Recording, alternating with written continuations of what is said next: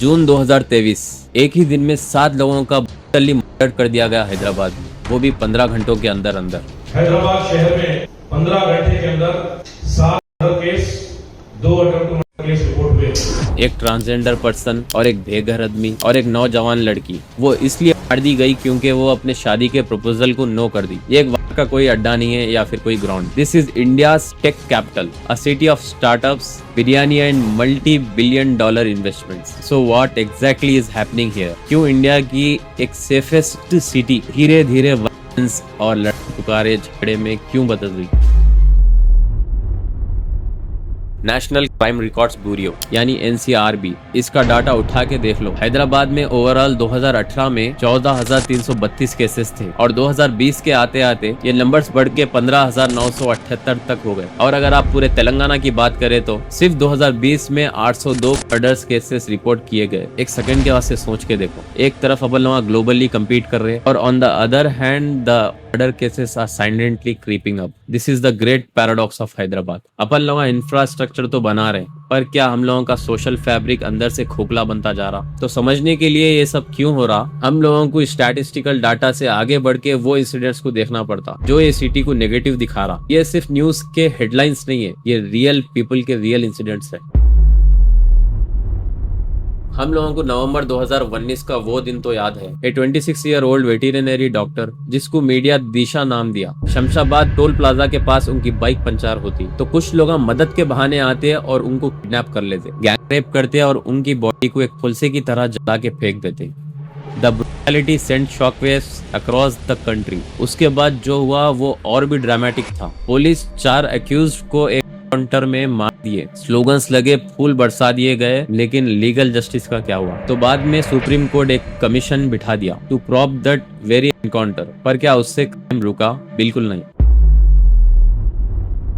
अगर आप लोगों को लगता कि सीरियल किलर्स सिर्फ हॉलीवुड में रहते हैं तो ऐसा बिल्कुल नहीं है। मिलो माइना रामुलू से, एक स्टोन कटर जो 2 डिकेड्स में हैदराबाद में और उसके आसपास की 16 से 18 साल के औरतों के बीच में गलत किया। उसका मोडुस ऑपरेंडी बहुत सिंपल और टेरिफाइंग था। 2003 से ये क्रिमिनल फील्ड में आया, मर्डर फॉर केस, और इसके पूरे विमेन है।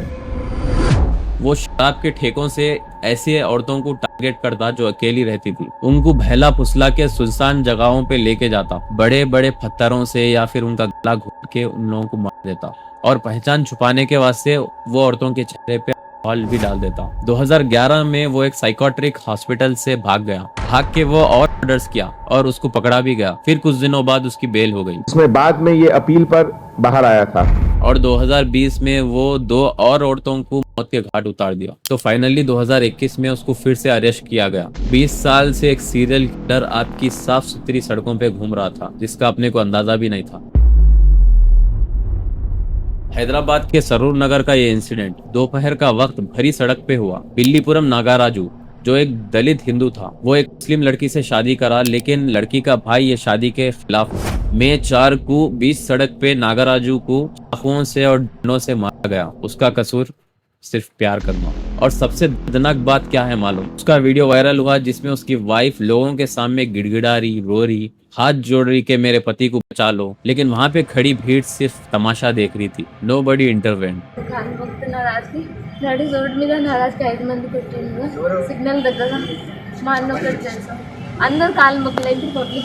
बाद में किलर्स को लाइफ इम्प्रिजनमेंट तो मिली पर नागाराजू लौट के नहीं आया। जून 2023 का वो दिन एक नाइटमेयर था। सिर्फ और सिर्फ 15 घंटों के अंदर पूरे शहर में 7 अलग अलग मर्डर्स हुए। किसी एक एरिया में नहीं बल्कि पूरे शहर में बिखरे हुए इंसिडेंट्स। पूरी तरीके से उसको करके उसको जो है ना चाकू से काट के उसके आंखों के अंदर जो है राड घुसा के उसको तालाब से किया गया। एक ट्रांसजेंडर पर्सन को मार दिया गया और एक होमलेस इंसान का मर्डर किया गया और एक लड़की को सिर्फ इसलिए मौत के घाट उतार दिया गया क्योंकि वो एक मैरिज प्रपोजल को रिजेक्ट कर दी। It was a complete fear of breakdown of the law. आप लोगों को लगता होगा कि यूनिफॉर्म पहनने वाले सेफ है। फिर से एक बार सोचो। दिसंबर 2024 में हयात नगर पुलिस स्टेशन में पोस्टेड एक female police constable Kongara Nagamani का खून कर दिया गया, और खून करने वाला कोई बाहर का क्रिमिनल नहीं था, उनका अपना सच्चा भाई था। कई को बोले तो नागामणि एक दलित शख्स से शादी करी थी। అమ్మాయికి ఆ టీచర్ అయితే ఉంది, నువ్వు వేరే చేసుకుంటున్నావు కదా, నీకు నేను చెప్తాం అదేదని అప్పటి నుంచే అంటారు, నువ్వు ఎట్లా చేసుకుంటావు చూస్తావు। एक पुलिस ऑफिसर जो दूसरों की हिफाजत करता, वो अपने ही घर का हॉनर किलिंग का शिकार बन गई। और ये हिंसा सिर्फ सड़कों पे नहीं है, ये घरों के अंदर तक घुस गई। बड़ेपल्ली में हाल ही में एक केस सामने आया जहां पे एक शख्स अपने प्रेग्नेंट वाइफ को जान से मार दिया, जो कि 22 साल की थी। सिर्फ मारा नहीं, उसकी बॉडी के टुकड़े टुकड़े करके एक बैग में बांध दिया। సంచి కూడా పట్టుకోవా? సంచి పెట్టుకొని పోయినా అది అందరు ఉండంగా కూడా మరి అంత డేర్ గా సంచి పట్టుకొని పోయినా।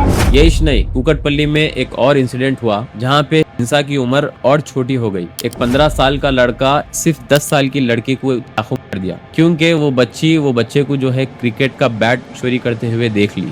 Just for a cricket bat, a life for taken. ये सारे कहानियां सुनने के बाद दिमाग में सिर्फ एक सवाल आता, क्यों हैदराबाद में अचानक से इतना गुस्सा, इतनी हिंसा क्यों बढ़ रही? इसके पीछे कोई एक रीजन नहीं है, बल्कि पूरा सिस्टम फेलियर है। हैदराबाद बहुत तेजी से बढ़ रहा और हाई राइजेस भी बन रहे, जमीनों का दाम आसमान छू रहा, लेकिन ये भाग दौड़ में पुराने सोशल स्ट्रक्चर्स टूट रहे।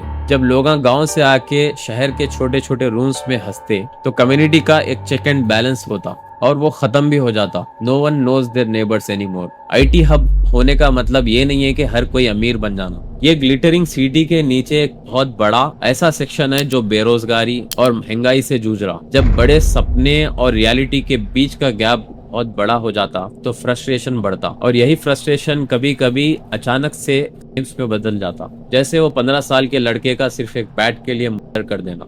हैदराबाद में एक बहुत बड़ा चंग मर्डर्स का पर्सनल डिस्प्यूट्स, जमीन का झगड़ा, और सबसे घिनौने हॉनर के नाम पे होता। नागाराजू का केस होया कांस्टेबल नागामणि का। कास्ट और रिलीजन के नाम पे अपने ही बच्चों का खून बहा देना दिखाता के मॉडर्न गैजेट्स यूज करने से हमारी सोच मॉडर्न नहीं हो जाती। डीप रूटेड पैट्रियार्की और कैस्टिज्म आज भी यहाँ पे हिंसा का सबसे बड़ा कारण है। माइना रामलू के केसेस को देखो, शराब के अड्डे वायलेंट क्राइम्स के प्लेसेस बन गए। अल्कोहलिज्म घरेलू हिस्सा और सड़क पे होने वाले क्राइम्स को ट्रिगर करता। और इसके ऊपर आती हमारी डिलेड जस्टिस सिस्टम। अगर जुडिकल सिस्टम में पनिशमेंट फास्ट नहीं होती, तो क्रिमिनल्स के अंदर से कानून का डर खत्म हो जाता। तो अब बड़ा सवाल क्या है? क्या हैदराबाद की ये फाइनेंशियल ग्रोथ एक बहुत बड़े रियलिटी को छुपा रही? हम लोग फ्लाईओवर्स बना रहे, मेट्रो लाइंस बिछा रहे, क्या हम एक समाज के तौर पे अंदर से खोखले होते जा रहे? जब एक पुलिस ऑफिसर पूरे शहर के सुरक्षा की जिम्मेदारी उठाती, वो खुद अपने भाई से नहीं पाती, तो एक आम इंसान किस पे भरोसा करना? हम लोगों को सिर्फ नए सीसीटीवी कैमरास की जरूरत नहीं है, हम लोगों को जरूरत है एक ऐसे सोसाइटी की जहाँ पे मोरल वैल्यूज, जेंडर इक्वालिटी और कानून का डर दोबारा से जिंदा किया जाए। हिंसा का इलाज सिर्फ पुलिस एनकाउंटर नहीं हो सकता, इसका इलाज पॉलिसिंग, जुडिशरी और हमारी खुद की सोच को बदलने में है। अगली बार अगर आप हैदराबाद के कोई भी पॉश एरिया से गुजरे या फिर वो ऊंची बिल्डिंग्स को देखे, तो थोड़ा रुक के सोचो, तरक्की सिर्फ कंक्रीट और ग्लास के दीवारों से नहीं होती। तरक्की इस बात से होती कि रात में एक आम इंसान अपने आप को कितना सेफ फील कर सक रहा। फैसला आपका है, क्या हम लोग सही में आगे बढ़ रहे हैं या फिर हम पीछे छूटते जा रहे हैं?